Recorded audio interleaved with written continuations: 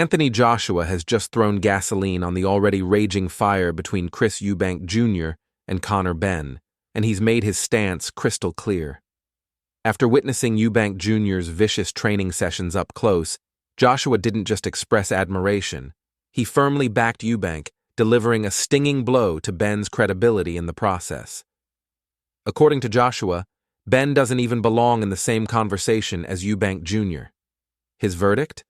Benn is all hype and little preparation, while Eubank is laser-focused and ruthlessly disciplined, a fighter on a mission.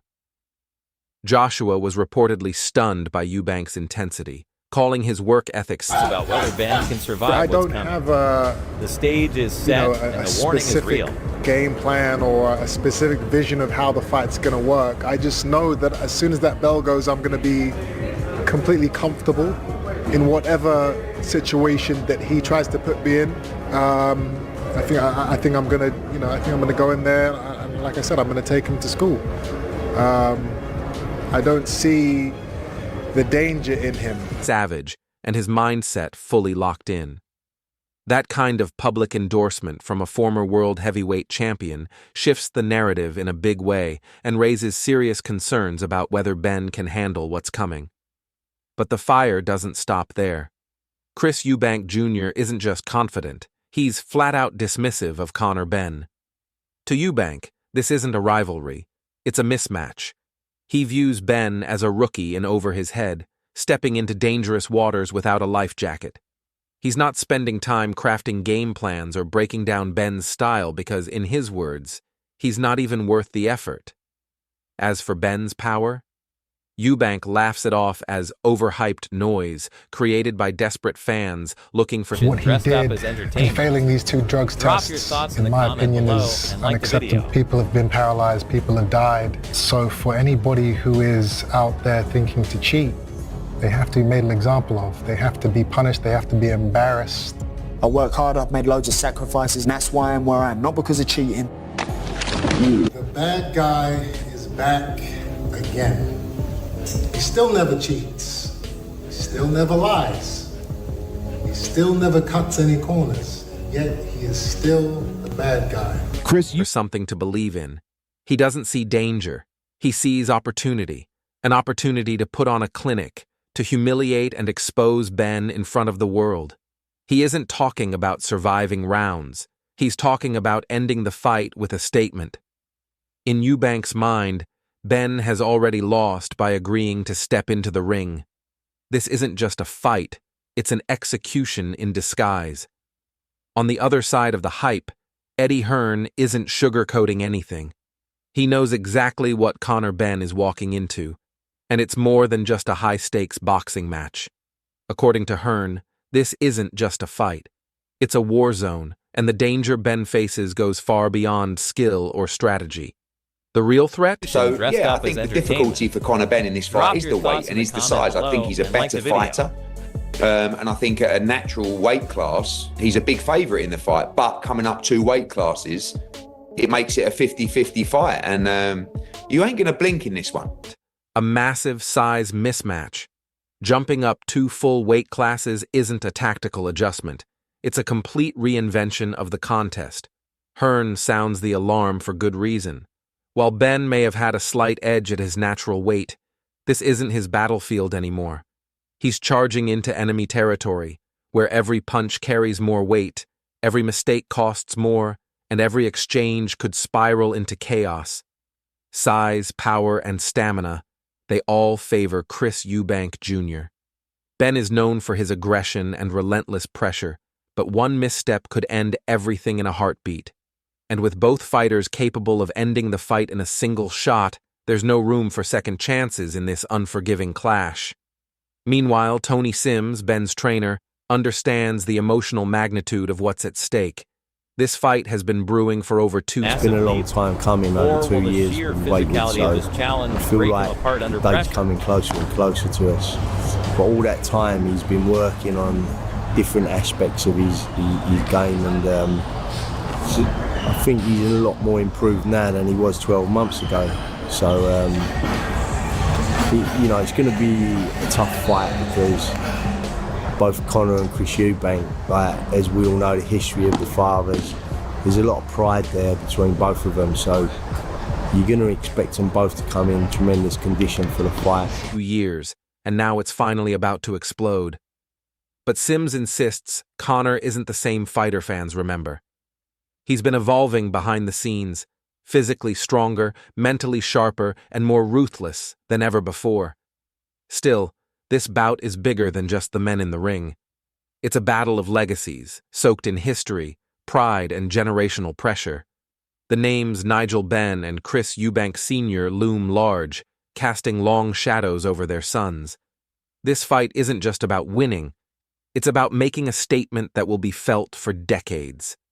Then there's Don Charles, who tries to present the matchup as a 50-50 toss-up. But behind the diplomacy, his words reveal a deeper truth. Eubank Jr., he admits, is operating at a higher level. All the talk about age and weight, smoke and mirrors. The real difference lies in experience, size, and ring IQ, where Eubank holds... The weight is a factor. The age, nobody seems to mention, is also a factor. Conor Benn being the younger man at his prime, yeah? Honestly, it wouldn't surprise me if Benn, especially the way he fights like his father, very aggressive, yeah? And listen, if I'm going to have to, I normally can't say to you, predict what I believe will happen. Christopher Jr. is the bigger man, granted. It depends. It depends. If he's been living the lifestyle, that's also a factor. So it's a 50-50 fight. Holds a clear edge. As Charles subtly hints, youth and aggression are no guarantee of victory. In a war like this, the smarter, more seasoned fighter often walks away with the win. On the flip side of the boxing world, Tony Bellew isn't pulling any punches. He's stoking the flames of this already volatile rivalry with raw, unfiltered passion, going all in for Conor Benn. To Bellew, Benn isn't just a young contender. He's a battle-hardened warrior, someone who's been forged in fire long before the pro spotlight ever found him. But the moment Chris Eubank Jr.'s name enters the conversation, Bellew's tone shifts sharply. His respect vanishes. He speaks with undisguised disdain, painting Eubank not as a bold fighter but as a smug, calculated performer. According to Bellew, Eubank's press antics aren't charisma. They're self-obsessed theatrics. In Bellew's eyes, Eubank isn't fighting for legacy or honor, he's fighting for attention. Meanwhile, Bellew... You know, I said to myself, this is where I belong, this is where I have to be, you know? So it just motivates me a lot. Before I let you go, and obviously good luck to you on the weekend. There's a big card, a lot of things going on. I want to ask you about a fight that, you know, a lot of people are going to be talking about in 2 weeks' time. You're a fighter stood in front of me, famous fathers, Eubank and Benn, Chris Eubank Jr., Conor Benn. Talk to me about that fight. Does that excite you? And if it does, how do you see that fight? Bellew's support for Benn runs deep. It feels personal, like watching a brother walk into war. To him, this isn't just a boxing rivalry. It's a clash of respect versus arrogance. And it doesn't stop there. Frank Warren added fuel to the fire in the most explosive way possible, by publicly tearing into Chris Eubank Jr. In a moment that sent shockwaves through the boxing community, Warren flat-out called Eubank a prick. No soft words, no backtracking, just a brutal, unfiltered take on what he sees as Eubank's brash, arrogant personality. Warren doubled down when questioned further, saying he's never liked the way Eubank carries himself, especially in the public eye. This wasn't a disagreement about boxing styles or tactics. This was an all-out clash of egos. Warren's comments have only intensified an already electric atmosphere. Eubank's polarizing... Just the walk, let alone the fight has made it crystal clear where his allegiance lies, and he's not afraid to show it. Takes a lot of mental strength. It takes a lot of guts, a lot of heart. You know, mental strength. It's a huge thing in boxing. It's a big thing in life, even outside of boxing, right? In business and in all, I think, great endeavors. Do you think it's something that you can, from what you've seen in the gym, something you can teach or train? I think you can. Reputation has long made him a love him or hate him figure. but Warren's comments just pushed the needle even further into chaos. Then there's Darren Till, who didn't hold back when reacting to Eubank Jr.'s shocking declaration that he'll retire if Conor Benn beats him. It's a massive statement, and Till gets why the pressure is building. After all, Benn is stepping up multiple weight classes, and the history between these two families runs deep.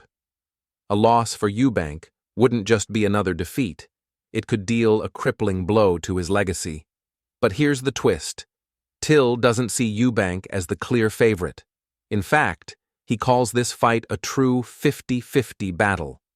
While Eubank boasts size, experience, and durability, Till warns that Benn's raw aggression and unpredictability could cause serious problems. And what about that retirement threat?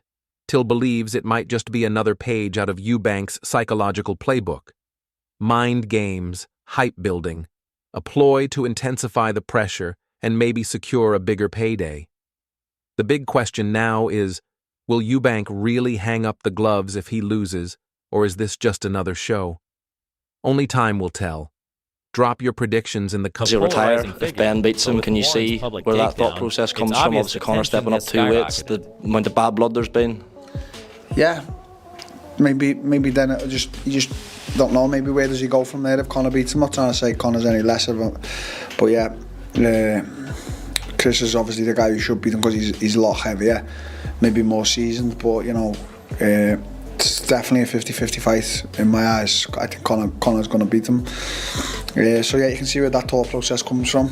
But you know, who knows? I know Chris likes to play poker a lot, so maybe he comes back for the money or something. Don't know. Comments, smash that like button, and subscribe for the latest updates on one of boxing's most personal and explosive showdowns yet.